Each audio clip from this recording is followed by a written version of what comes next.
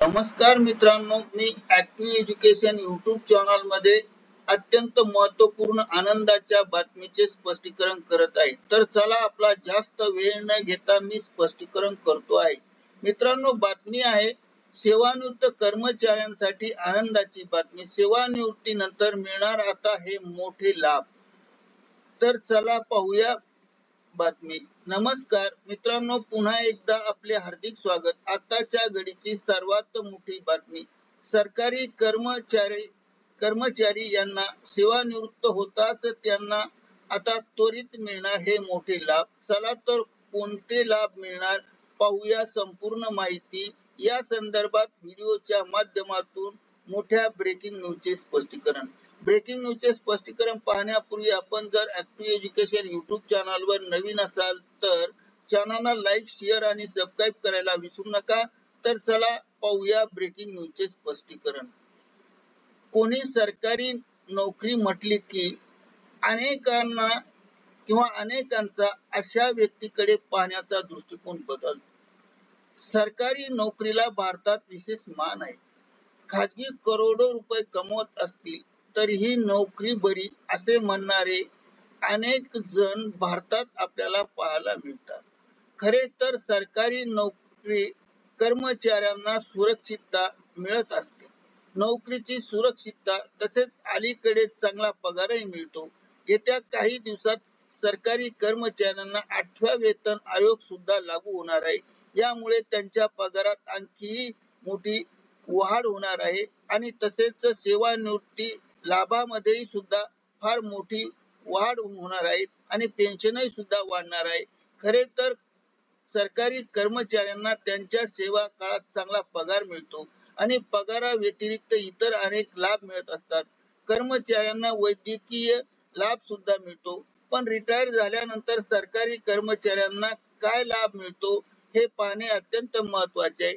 दरम्यान आज आपण या बातमीची सविस्तर माहिती अगदी थोडक्यात जाणून घेण्याचा प्रयत्न करणार आहोत.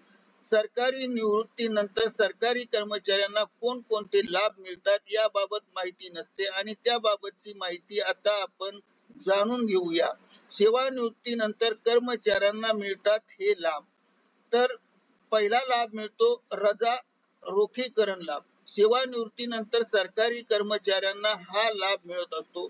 सेवानिवृत्तीनंतर जर सरकारी कर्मचाऱ्याने मंजूर केलेल्या सुट्ट्याचा लाभ घेतला नाही तर त्यांना अशा न उपभोगलेल्या रजा करिता आर्थिक लाभ दिला जातो.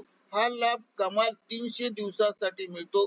यापेक्षा जास्त दिवस सुट्टीची असेल तर त्या रजेचे रोखीकरण लाभ अपात्र ठरतो. याचा अर्थ फक्त 300 दिवस सुट्ट्यांच्या रजेचे रजा रोखीकरण होते, इतर रजा शिल्लक होत नाही. वैद्यकीय लाभ हाही सुद्धा देण्यात येतो. सरकारी कर्मचाऱ्यांना सेवा काळात वैद्यकीय लाभ मिळतात हे आपल्या साऱ्यांनाच माहित आहे. पण काही विशिष्ट परिस्थितीत रिटायर नंतर सुद्धा यांचा लाभ मिळू शकतो.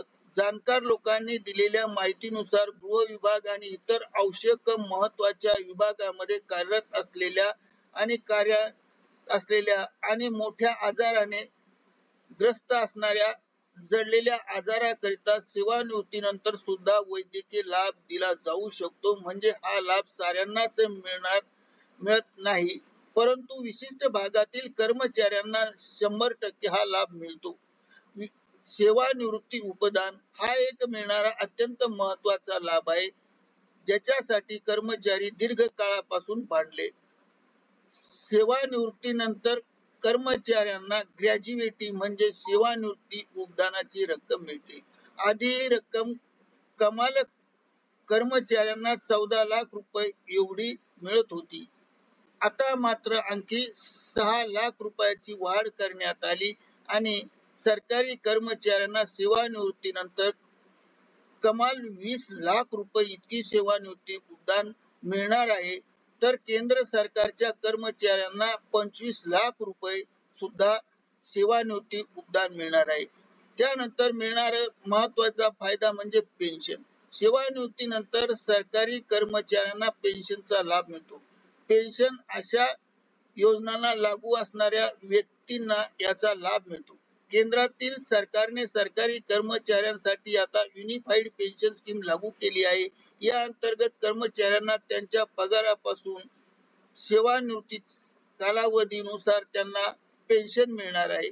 कौटुंबिक पेन्शन ही एक बाब अत्यंत महत्वाची आहे.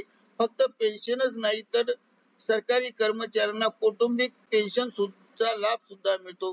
सेवा बजावत असताना किंवा रिटायर झाल्यानंतर जर कर्मचाऱ्यांचा मृत्यू झाला तर अशा प्रकरणी संबंधित कर्मचाऱ्यांना कुटुंबांना पेन्शन दिले जाते. याला कौटुंबिक पेन्शन असे म्हणतात. त्यानंतर अनुकंपा धोरण, तसेच सरकारी नोकरी करत असताना एखाद्या कर्मचाऱ्यांचा मृत्यू झाल्यास त्या कर्मचाऱ्यांच्या एका वारसांना अनुकंपा धोरणाखाली अनेक शासन निर्णयाच्या द्वारे अनुकंपा धोरण लागू करण्यात आले आहे आणि ह्या फार मोठी अनुकंपा धोरण महत्वाची आहे. कर्मचारी नोकरी बजावत असताना मृत्युमुखी पडलास तर त्याच्या वारसास लाभ मिळतो. हे महत्वाचे लाभ आहे. करिता ऍक्टिव्ह एज्युकेशन YouTube चॅनलने हा व्हिडिओ व्हायरल केला आहे. मित्रांनो, आपणास आवडल्यास लाईक, शेअर आणि सबस्क्राईब करायला विसरू नका. धन्यवाद.